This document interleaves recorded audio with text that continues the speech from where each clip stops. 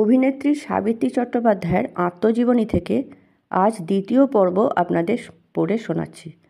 আজ উত্তম কুমারের সঙ্গে একসঙ্গে অভিনয় করার দিন আমার, আর তিনি নিজে আসবেন আমার বাড়িতে। আমাকে রিহার্সালে নিয়ে যাবার কথা, কিন্তু তিনি আসবেন তো শেষ পর্যন্ত? যদি না আসেন?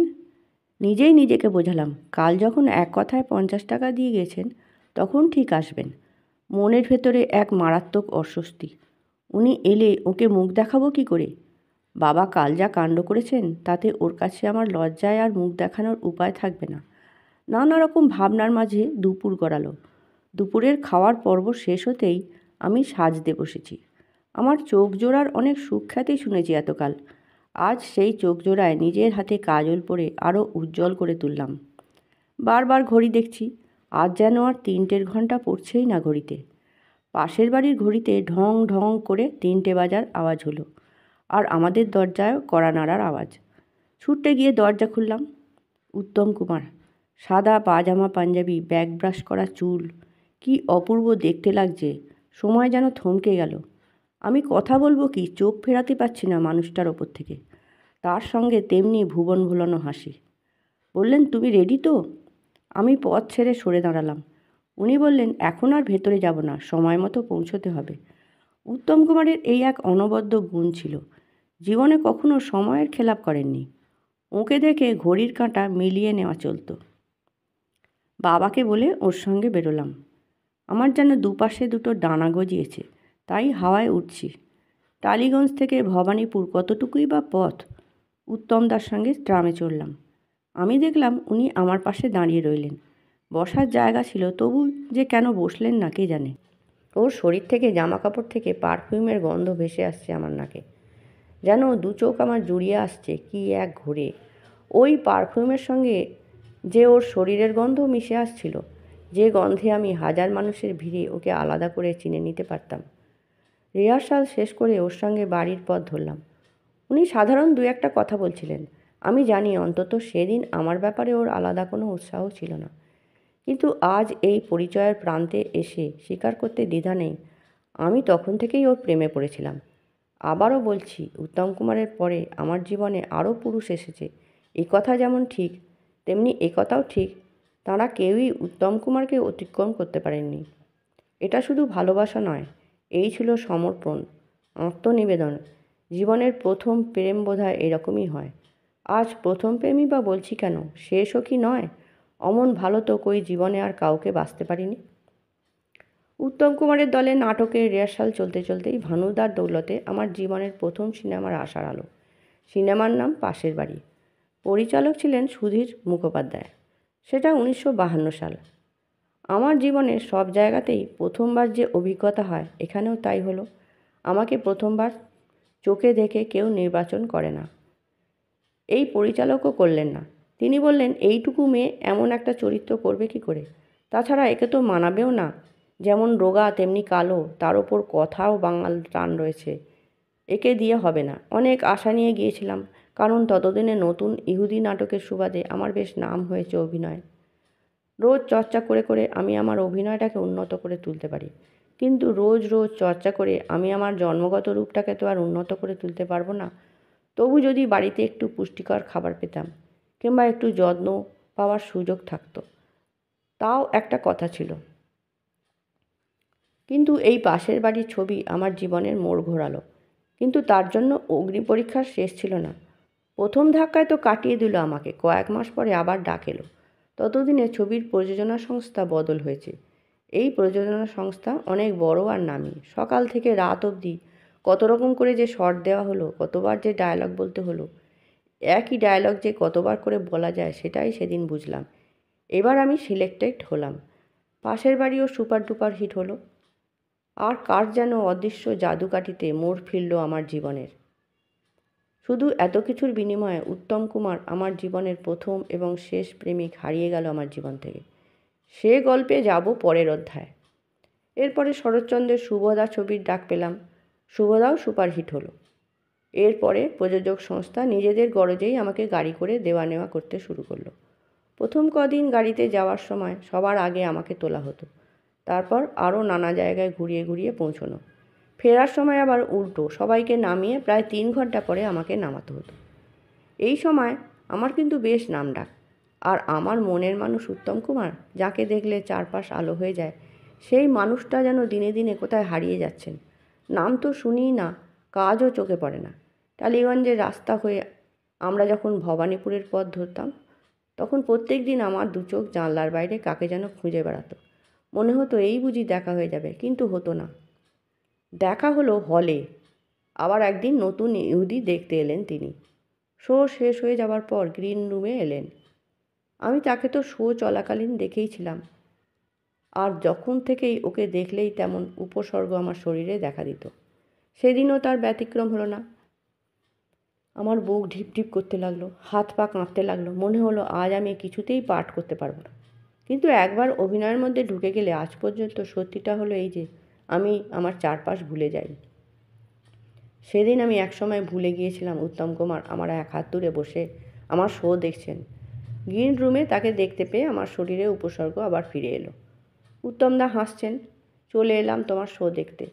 আজ আমাকে আমার এক বন্ধু ধরে নিয়ে এলো। তারপর বিরতি না দিয়ে বললেন, তোমার শুভদা আমি দেখেছি, খুব ভালো কাজ করেছো। তোমার তো এখন খুব নাম হয়েছে। আমি ওর কথা শুনছিলাম না, ওকে দেখছিলাম।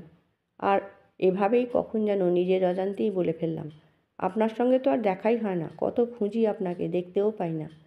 উত্তম কুমার একটু অবাক হলেন। বললেন, তুমি আমাকে খোঁজো? কই, আমি তো জানি না। আমার বাড়িতে ফোন করতেই পারতে। কথাটা বলে ফেলে আমি চূড়ান্ত অপ্রস্তুত। কোনো রকমে সামলে নিলাম, না ওই ভবানীপুর দিয়ে যাওয়ার সময় ভাবি হয়তো আপনার সঙ্গে দেখা হয়ে যাবে। হো হো করে হেসে উঠলেন উত্তম কুমার। তুমি আমাকে এই রকম করে খোঁজো? আমার লজ্জায় মাথা নিচু। বললেন, এখন কি প্ল্যান তোমার? বাড়ি ফিরবে সোজা?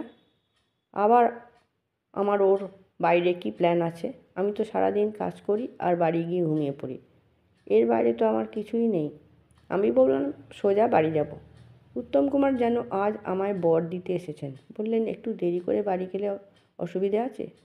খুব খিদে পেয়েছে, যদি কোথাও একটু খেয়ে তোমাকে বাড়ি পৌঁছে দিই। আমারও তখন পেটে ছুঁচোর ডন। সেই কখন খেয়ে এসেছি, আর নাটক শুরুর আগে 2টো চপ, ব্যাস। এইটুকু খাবার আর কতক্ষণই বা পেটে থাকে। আমি মুখে হ্যাঁ বা না কিছুই বললাম না, কিন্তু উত্তম কুমার আর তাঁর বন্ধুকে অনুসরণ করে উত্তম কুমারের টাকার ট্যাক্সিতে উঠে পড়লাম। আমার পাশের আসনে উত্তম কুমার বসেছেন, সামনে তার বন্ধু। আমার সারা শরীরে ঘাম, বুকের ভেতর পাখির ডাক। পরে বুঝেছি ওই ডাক ভালোবাসার ডাক, প্রিয়তমকে চিরকালের মতো পাওয়ার ডাক। উত্তমের শরীর থেকে এক অদ্ভুত সুগন্ধ আসছে। ওটা তার শরীরেরই গন্ধ।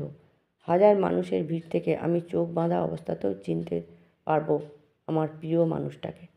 আমরা পার্ক স্ট্রিট পৌঁছলাম। উত্তম কুমার ট্যাক্সি ভাড়া মিটিয়ে ট্যাক্সি ছেড়ে দিলেন। বাঁ দিকের মোড়ে একটা খাবারের দোকান, অনেক সাহেব শুভ বসে আছেন। আমার চোখে বিস্ময় আর ধরে না, এ যেন স্বপ্নের রাজ্যে চলে এলাম। গুটি গুটি উত্তম কুমারের পাশের সিটে বসলাম। ওয়েটার মেনু কার্ড নিয়ে এলেন, কিন্তু তবু শেষ পর্যন্ত আমার কপালে খাওয়া জুটল না। ক্ষুধার্ত আমি আরও বেশি খিদে নিয়ে বাড়ি ফিরে এলাম। কেন, সে গল্প পরে। আমার চোখের সামনে নানা উপাদেয় খাবার এলো। পেটে তখন ছুঁচোর ডন। যদিও এসব খাবার আগে কোনো দিন খাইনি, তবু গন্ধেই মালুম হচ্ছিল যে খুবই ভালো খাবার। উত্তম কুমার আর ভানুদা গপ গপ করে খাচ্ছেন তখন, কিন্তু আমি হাত গুটিয়ে বসে আছি। উত্তম কুমার লক্ষ্য করলেন, বললেন, কি হলো, খাচ্ছ না যে? আমি তো ছোটো থেকেই মিথ্যে বলা এক্সপার্ট, স্পষ্ট মুখের ওপর বলে দিলাম, আমি খাবো না। ভানুদার চোখ ছানাবড়া, তিনি তো আমার অবস্থা জানতেন। একটা খেতে না পাওয়া মেয়ে সারাদিন শুটিং করার পর সে কিছু খাবে না? উত্তম কুমার বললেন, মানে? তাহলে এলে কেন? আমি না ভেবেই বললাম, এলাম, আপনি বললেন তাই। খাই না খাই কথা তো হলো। ভানুদা ধমকালেন বিশুদ্ধ বাঙাল ভাষায়, খাবি না? এই রকম ভালো খাবার কি রোজ খাওয়ানোর সুযোগ হয় নাকি? তাছাড়া উত্তম খাওয়াইতেছে, তার পয়সা নষ্ট করাবি? আমি বললাম, খুব পেট ব্যথা করছে। উত্তম কুমার একবার শুধু তাকালেন আমার দিকে, সময়ের থেকে বেশি সময় নিয়ে তাকালেন। আমার মনে হলো সময় থমকে গিয়েছে। উত্তম আর একবারও আমাকে খেতে বললেন না। কি বুঝলেন কে জানে। ভানুদা অনেকক্ষণ ধরে বকাবকি করলেন। আমি কোনো উত্তর দিলাম না। খিদে আমার তখন কান্না আসছে। শেষকালে ভানুদা বকা ছেড়ে দিয়ে বললেন, না খাইলি তো বইয়াই গেল, আমাগো তো ভালোই, তোর ভাগেরটাও আমরা খামু। ভানুদা সত্যিই তাই করলেন। উত্তম আর খাবেন না বলায় নিজেই বাকিটুকু খেয়ে নিলেন। উত্তম কুমার শুধু কিছুক্ষণের জন্য উঠে গেলেন। ভানুদা আমার দিকে চোখ নাচিয়ে রহস্য করে বললেন, এইবার কত ছেমড়ি, কেন খাইলি না? তোর যে খিদা নাই এই কথা আমি বিশ্বাস করি না। আমি কিন্তু ভানুদাকেও সত্যি কথাটা বলে উঠতে পারলাম না। আমি মানুষটাকে তো জানি, যদি শুনতেন আমার না খাওয়ার কারণ, তাহলে সকলের সামনে ঠিক হাটে হাঁড়িটি ভাঙতেন আমার। উত্তম কুমার ফিরে এলেন। টুকটাক আরও কিছু কথা হলো, তারপর ওঠার পালা। বেরোনোর সময় দোকানের কর্মচারী উত্তমদার হাতে একটা খাবারের প্যাকেট তুলে দিলেন। আমরা ভাবলাম উনি নিশ্চয়ই বাড়ির জন্য খাবার নিয়ে যাচ্ছেন। গাড়িতেও নানা বিষয়ে কথা হলো, কিন্তু উত্তম আর একবারের জন্য খাবারের ব্যাপারে কোনো কথা বলেননি আমাকে। ভানুদা আমায় বাড়ি পৌঁছে দিতে চাইলেন। উত্তমদা বললেন আমি পৌঁছে দেবো। সেই কথা মতোই আগে ভানুদাকে নামিয়ে উত্তমদা আমার বাড়ির পথ ধরলেন। গাড়িতে এখন আমরা দুজন। অনেকক্ষণ দুজনেই চুপচাপ। একসময় উত্তমদাই নীরবতা ভাঙলেন। আচমকাই বললেন, বাড়ি গিয়ে তাড়াতাড়ি ডিনার করে নিও। আমি তাকালাম, বললাম, না, পেট ব্যথা করছে তো। না, তোমার পেট ব্যথা করেনি। উত্তমদার জলদ গম্ভীর কণ্ঠস্বর। আমি আর প্রতিবাদ করার সাহস পেলাম না। উত্তমদা আচমকা আমাকে বললেন, আমার দিকে তাকাও। উত্তমদা বললেন, কাঁটা চামচ দিয়ে খেতে না পারলে মহাভারত অশুদ্ধ হয়ে যায় না। আমার প্রবল চমকে যাওয়া উত্তমদার চোখ এড়াল না। আমার হাতে খাবারের প্যাকেটটা দিয়ে বললেন, বাড়ি গিয়ে খেয়ে নিও। আর একবার কখনো সুযোগ পেলে কাঁটা চামচে খাওয়া শিখিয়ে দেবো। আমার তখন লজ্জার আর শেষ নেই। সারা শরীরে যেন ঘাম দিয়ে উঠল। আমার জীবনের সবথেকে পছন্দের পুরুষের কাছে আমার মিথ্যে ধরা পড়ে যাওয়া খুবই বিড়ম্বিত বোধ করছি। উত্তমদা এবার গাঢ় গলায় বললেন, তুমি তো কত কঠিন অভিনয় কত সহজে করে ফেলতে পারো, আর সামান্য কাঁটা চামচে খেতে পারবে না? খুব পারবে। সেদিন যখন ফিরলাম তখন যেন আমি অন্য মেয়ে।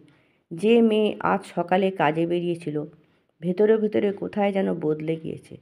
এই প্রথম উত্তমদার সঙ্গে আমার নিতান্ত আনুষ্ঠানিক কথাবার্তা এক ধাপ এগিয়ে সামান্য আন্তরিকতার শুরু। এরপর আর একটা ঘটনার কথা বলবো, যে ঘটনা থেকে সত্যি কথা বলতে কি আমার সঙ্গে উত্তমদার প্রেমের শুরু।